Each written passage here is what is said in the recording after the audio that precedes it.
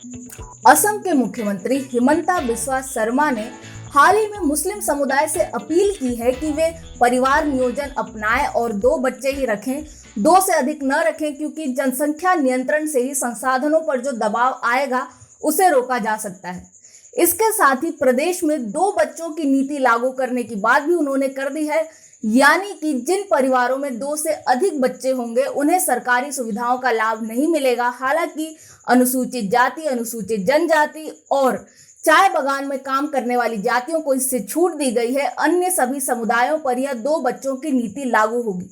रोचक है कि एक ओर जहां जनसंख्या नियंत्रण के लिए इस प्रकार के प्रयास बिस्वा शर्मा कर रहे हैं, वहीं दूसरी ओर एक वर्ग ऐसा भी है जो उनके प्रयासों को सांप्रदायिक बता रहा है, कह रहा है कि वे जानबूझकर मुस्लिम समुदाय को निशाना बना रहे हैं। और आज के वीडियो में हम यही बात करेंगे कि क्या असम के मुख्यमंत्री कुछ गलती कर रहे हैं। सबसे पहले समझे कि पर्याप्त डाटा है हमारे पास यह समझने के लिए कि असम में जनसांख्यिकी परिवर्तन हो रहा है, और इसलिए जो बिस्वा शर्मा ने उपाय बताए हैं वे कहीं से गलत नहीं लगते हैं। 1951 में जहां असम में मुस्लिमों की जनसंख्या लगभग 25% थी, वह आज लगभग 35% हो गई है, और इसमें लगातार बढ़त होती गई है। जहां पर 1991 यानी 1981 से 1991 के बीच 16.5 लाख मुस्लिमों की जनसंख्या बढ़ी। 1991 से 2001 के बीच 18.5 लाख मुस्लिमों की जनसंख्या बढ़ी, और 2001 से 2011 के बीच 24.5 लाख मुस्लिमों की जनसंख्या बढ़ी। और अब अपेक्षा है कि जब 2021 में जनगणना होगी तो 40% मुस्लिम होंगे असम में, और उनकी जनसंख्या इस 10 वर्ष की अवधि में 33.5 लाख बढ़ गई होगी, जो कि एक बहुत बड़ा आंकड़ा है। इसके अलावा चिंता की बात यह है कि असम में जो मुस्लिम हैं उनमें से अधिकांश बंगाली बोलने वाले मुस्लिम हैं, यानी वे अवैध रूप से बांग्लादेश से आकर बसे हुए हैं, और इसलिए जनसांख्यिकी परिवर्तन और चिंता का विषय हो जाता है। क्योंकि ये जो असमी मुस्लिम है और बंगाली मुस्लिम है, ये 2 अलग अलग समुदाय होते हैं। असमी मुस्लिम जहां पढ़े लिखे होते हैं, मॉडर्न ख्यालात अपनाते हैं, वहीं जो बंगाली मुस्लिम होते हैं वे कट्टरवादी होते हैं, कम पढ़े लिखे होते हैं, उनमें फैमिली प्लानिंग, महिलाओं का दर्जा, इन सब का स्तर काफी नीचे होता है। और इसलिए ये जो इनके एरिया होते हैं, विभिन्न क्षेत्र होते हैं, वहां तक कई मामलों में पुलिस भी नहीं पहुंच पाती, कई सारे अपराधों में इनकी संलिप्तता पाई जाती है, और इसलिए बंगाली मुस्लिमों की जनसंख्या का बढ़ना एक चिंता का विषय है। आज असमी मुस्लिम बंगाल के मुस्लिमों में मात्र 28 से 30% की हिस्सेदारी रखते हैं, और 70% से अधिक बंगाली मुस्लिम ही हैं। लेकिन इतने सारे डाटा के होने के बावजूद लोग कुछ डाटा का जिसे सेलेक्टिवली उठा लिया गया है उसकी सहायता से यह बताना चाहते हैं कि असम के मुस्लिमों को इस प्रकार के परिवार नियोजन या 2 बच्चों की नीति की आवश्यकता नहीं है। हाल ही में टाइम्स ऑफ इंडिया में एक लेख प्रकाशित हुआ था जिसने हेडलाइन भी इसी प्रकार की दी थी कि किस तरह से टोटल फर्टिलिटी रेट में सबसे ज्यादा गिरावट असम के मुस्लिमों में देखने को मिली है। हालांकि स्वराज्य में इस प्रकार के कई लेख प्रकाशित हो चुके हैं जो बताते हैं कि किस तरह से मीडिया को डाटा का ज्ञान नहीं होता है, और कोविड के आंकड़ों के मामले में भी किस तरह से मीडिया के जो विश्लेषण रहे हैं वह गलत रहे हैं। और इसी प्रकार से शायद यहां भी किया गया है, जहां पर एक एजेंडा को चलाने के लिए डाटा को चयनित रूप से चुना गया है। तो इस डाटा में जो उपयोग किया गया है वह है राष्ट्रीय परिवार कल्याण सर्वेक्षण का।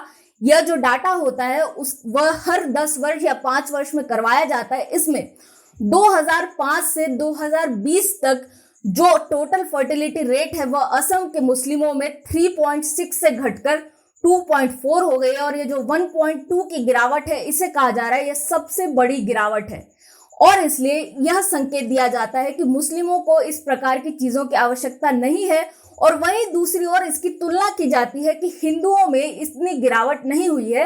लेकिन यह रिपोर्ट यह बताना भूल जाती है कि हिंदुओं में टीएफआर तो पहले से ही 2 था, जो कि 2019-20 तक गिरकर 1.6 हो गया है, वहीं मुस्लिमों में यह अभी भी 2.4 है।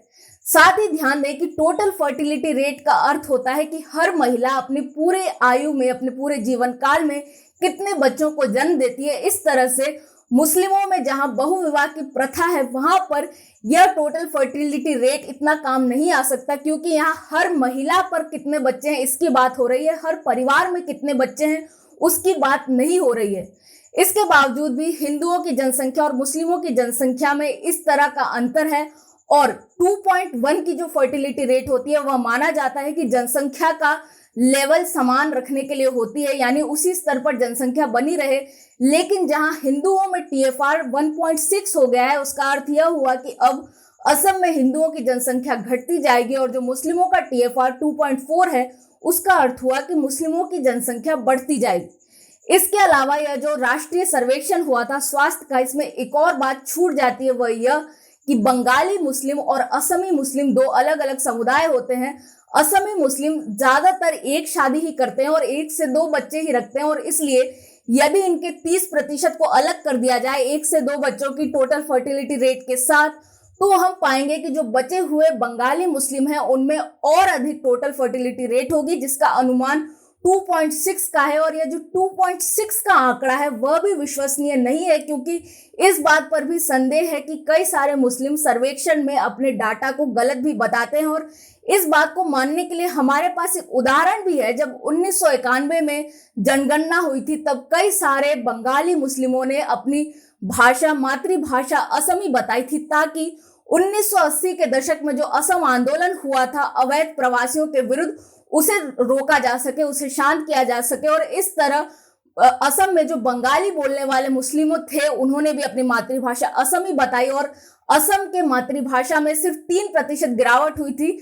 60% से 57% पर आ गया था यह आंकड़ा कि कितने लोग असम में असमी बोलते हैं।